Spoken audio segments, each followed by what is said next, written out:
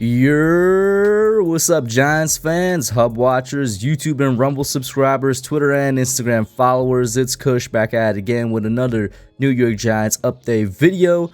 In this vid, we got to talk about a couple comments from Mike Kafka on Daniel Jones, how they're going to want him to perform.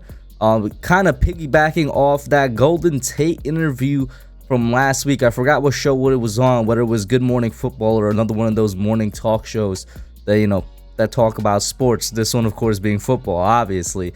A comment that Golden Tate made on a topic and idea that I've been saying on this channel, I want to say before anybody else, because at the time I was saying that this is like September, October. This is even all the way back until last offseason. For those of you that have been with the channel that long, I haven't seen anybody else suggest that idea before.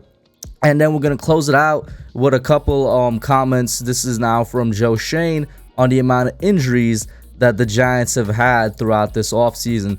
But first, let's start off with Mike Kafka, right? So we all know, this is no secret, the Giants offense is terrible. It's trash. Let's call it what it is. This is not new information. 31 points. Ranking 31st in points over the last two seasons and yards. Man, if we were scoring 31 points a game, that would be amazing. I wish we were, but that's not it. Of course, an offense that looked like it was straight out the 80s. A lot of people want to joke, but I always joke that it looked like it was straight out the 40s or the 30s, because at least in the 80s, you had a run game that could work. We didn't have anything that could work last season, and quite frankly, the season before.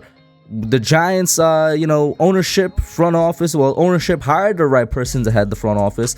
And then the front office, they did a pretty good job of bringing in guys that have been with some of the most creative, explosive, and productive offenses in the league, being, Brian Daboll, former offense coordinator of the Bills, and Mike Kafka, former quarterback coach of the Kansas City Chiefs.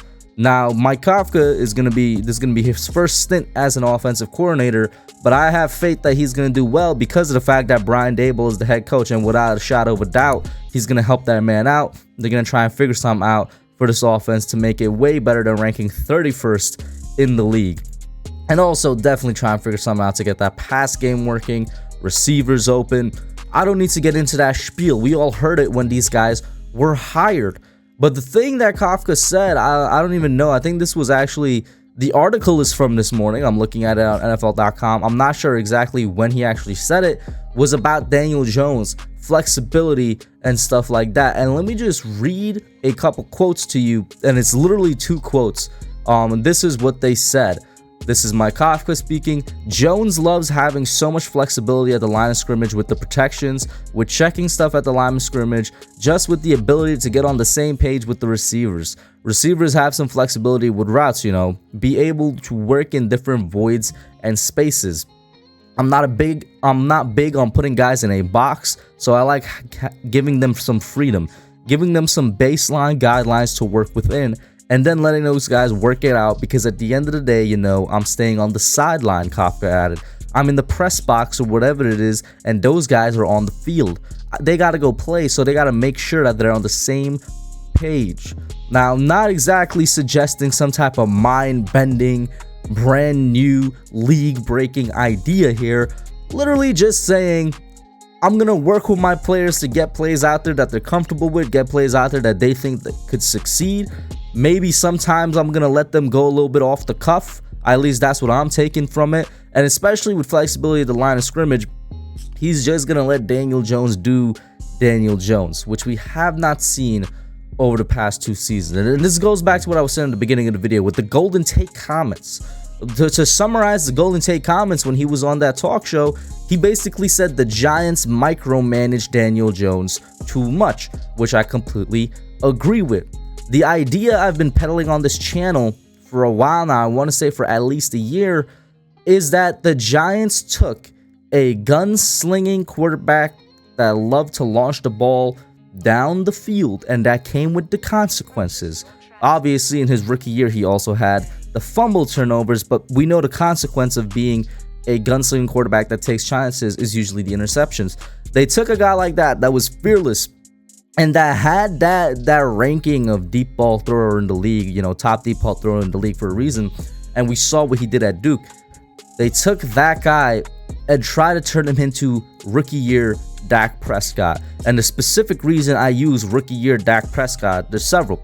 Rookie year Dak Prescott was the epitome of a game manager. He was the best game manager in the league. Not current Dak Prescott. Current Dak Prescott actually could sling the ball a little bit. But rookie year Dak Prescott, all he did was manage the game, make the right plays, check down king. That was rookie year Dak Prescott. Never taken any type of chances, and like almost everything was scripted for him. You know what I'm saying? Daniel Jones had a coordinator in Jason Garrett, and I believe Garrett, I want to say he had a good influence on this because he was the offensive coordinator, and because of the fact that when I saw the way he was playing, that's what I saw. I saw rookie year Dak Prescott. He went from a guy in 2019 that had all these good things, that showed potential, that showed a potential ceiling, and wow, my hand's being cut off by the green screen. And the Giants, in trying to fix some of his turnovers, so he had this ceiling, they were trying to raise his floor basically by making him this safe quarterback that didn't make those, you know, mistakes, that didn't take the chances, that became a game manager.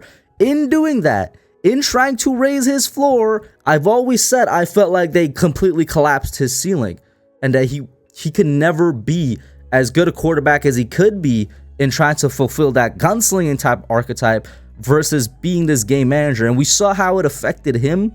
It honestly looked like he regressed at some points. Let's keep it real.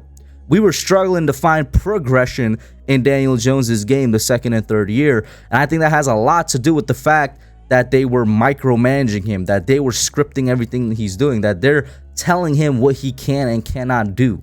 So I'm very glad to see that with the new guys that we have in the building, they're kind of peeling that back a little. Whether or not it's too late, because, you know, you're 3 years in his development, whether or not that's actually going to work, we're going to see. Of course, I hope to God that it actually works this season. But I'm glad to see that Mike Kafka and at least the coaching staff, because when Brian Daboll came in, he said that he hit Daniel Jones up for some plays that he likes. I'm glad to see they're going in that direction. And, you know, a lot more people are coming around to this idea. If somebody said it before me, let me know. But, you know what I'm saying, pat myself on the back, you know what I'm saying? I mean, I thought I was the first person out there peddling that. But then a quick thing on Joe Schoen. This is from Giants Wire on the injuries. Now, we've had a little bit of injuries in the offseason so far, I'm not going to lie. But keep in mind, a good amount of them are carrying over from the last half of the regular season. I don't blame people for their mind just blanking out the last half of the regular season. I wish mine did as well. But like, for example, the Sterling Shepard injury, that's not something new. He had that at the end of the season, you know? So this is what Joe Schoen had to say on a little bit the injuries. And a little basically is that he might be anxious. We've had quite a few injuries where a lot of those guys that are maybe slightly dinged up, or we didn't want to push them too hard because we don't play until September, seeing them on the field. Whether it's Kenny Golladay or Kadarius Toney or Sterling Shepard and Blake Martinez, there are some players that are good players in this league that I didn't get to see a lot this spring. And basically every single player he just listed, they were injured during the regular season. It's not like they came into the offseason and then got injured. So it's a carryover. I am anxious to see, hopefully, knock on wood, we can get 90 guys out there ready to go in late July when we first come back. There's some players that I just haven't been around, that I haven't really seen them do much this spring because they were injured. Sometimes after drafts, you see a guy you're liking, you're like, that's not really what I thought he was going to be. There are none of those moments this year, which is nice. Everyone kind of looks as advertised. Good to see and good to hear from our general manager, Joe Schoen, that the guys he decided to keep on the roster, which is 90% of everybody, because it's really the only big departure was James Bradbury, are delivering on his expectations. That's what that last quote was about. And him being anxious about the injuries, I'm not sure how to take that. I'm anxious about the injuries as well. I just hope that they could recover properly and that our medical staff could do a good job with them. I'm still somebody that thinks we should replace everybody on the medical staff. But hopefully these guys have a good timeline. And I'm actually not sure of what that timeline is. But the fact, Shane's keeping his eye on it, he's a little bit anxious. I don't blame him. I'm not sure if the article is trying to paint it that we're supposed to be anxious about him being anxious. I'm not.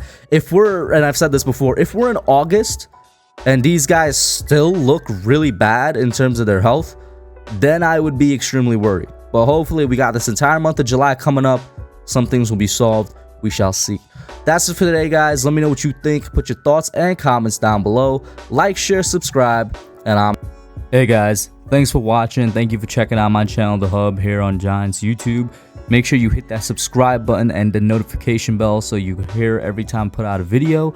Like it, share, and subscribe, and I'm out.